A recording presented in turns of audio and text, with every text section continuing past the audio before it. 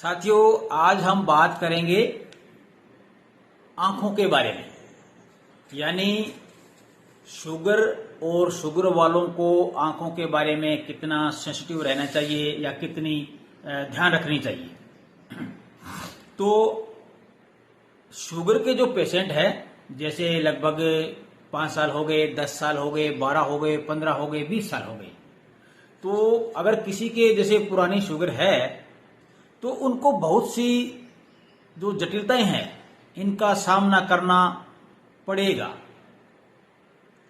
लेकिन अगर आप अच्छे से जानकारी रखेंगे, ध्यान रखेंगे या थोड़ा अपने आप को एक्टिव रखेंगे तो उन जटिलताओं को थोड़ा लेट किया जा सकता है, यानी थोड़ा उनको दूर किया जा सकता है। यानी जो अब समस्या आपको अब आ रही है उसको आप 5 साल, 7 साल, 10 साल तक पीछे ले जा सकते हैं। तो शुगर वालों की जैसे आम समस्या होती है कि जैसे आंखों में प्रॉब्लम होना, और जो अपने पैर है इनके जो उंगलियों के बीच में फंगल इन्फेक्शन होना या गैंग्रीन हो जाना, और आंखों के अंदर मतलब धुंधलापन, कम दिखाई देना, या जिनको बोलते हैं कि डायबिटिक रेटिनोपैथी, यानी हमारी जो आंखें हैं इनके अंदर मतलब धुंधला दिखाई देना या आंखों के अंदर मतलब खून उतर आना, ये डायबिटिक वालों की काफी समस्या है। तो अभी पिछले दिनों ना मेरे जीजाजी हैं, उनके टाइप 2 शुगर है, तो लगभग 10-11 साल हो गए उन्हें शुगर हुए हुए। तो उनके अभी भी इतना जल्दी ये समस्या आ गई है कि जांच करवाया तो उनके क्या जैसे मतलब आंख के अंदर ना उनको जैसे मतलब रेड रेड यानी लाल लाल दिखना स्टार्ट हो गया, और आंखों के अंदर ऐसा लग रहा है जैसे मतलब कोई जैसे धागा लटक रहा है या कोई बाल लटक रहा है, तो मतलब आंखों में प्रॉब्लम हो गया। तो जांच करवाया तो पता चला कि इनकी आंखों में जो कॉर्निया है, जो बीच वाला कोया होता है उसको, उसके अंदर से ब्लीडिंग स्टार्ट हो गई है, यानी खून का रिसाव स्टार्ट हो गया है। तो इसे बोलते हैं डायबिटिक रेटिनोपैथी। और हमारे जैसे यहाँ इसका इलाज संभव नहीं है, तो इसका इलाज है जैसे चंडीगढ़, पंजाब में चंडीगढ़, दिल्ली में एम्स और गुजरात में अहमदाबाद। तो यहाँ पे इसका समाधान होने का अनुमान है। मतलब तो उनके मेरे जीजाजी की ये समस्या आ गई, तो फिर हम उनको चंडीगढ़ लेके गए। तो फिर उन्होंने इस चीज का मतलब बारीकी से जांच किया, चेकिंग हुआ, तो उनके जो शुगर है वो बढ़ा पाया गया, मतलब ज्यादा।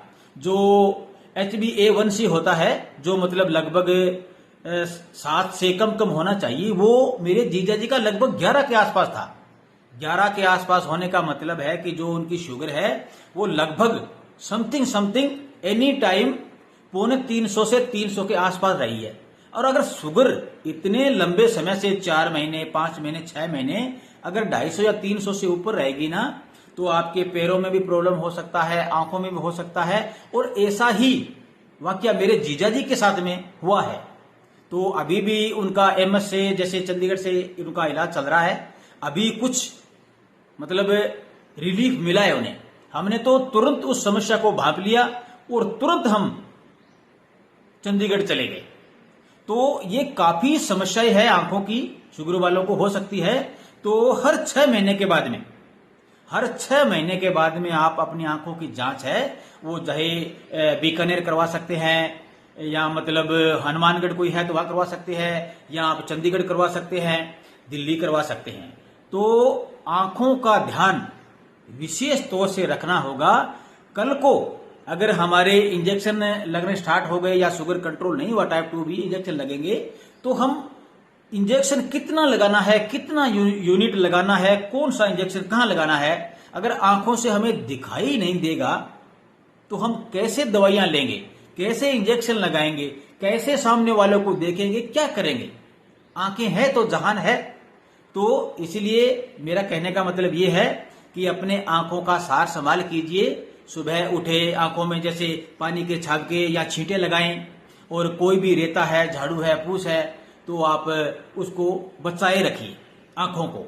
आंख है तो दुनिया है, आंख है तो जहान है। और हर 6 महीने बाद में अपनी आंखों की जांच जरूर करवाइए। और अपनी जो शुगर है तो उसको तो साथियों आपको हर कीमत में, हर हाल में उसको तो कंट्रोल रखना ही पड़ेगा।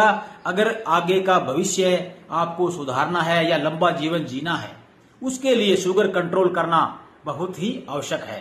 और ये कोई बड़ी बात नहीं है। अच्छे से परहेज रखेंगे, अच्छे से डिसिप्लिन लेंगे, अच्छे से दवाई टाइम से लेंगे ना, तो शुगर अपने आप कंट्रोल हो जाएगी और आप शुगर कंट्रोल कर सकते हैं। ये कोई बड़ी समस्या नहीं है। बस मन में खुशी, दिल में उमंग और एनी टाइम खाओ, पियो, नाचो, गाओ, खेलो, हंसो, यही तो जीवन है। और बार बार थोड़ी मिलेगा ये। तो जो भी अपना जीवन है मजे से जियो। आज के लिए इतना ही। राम राम।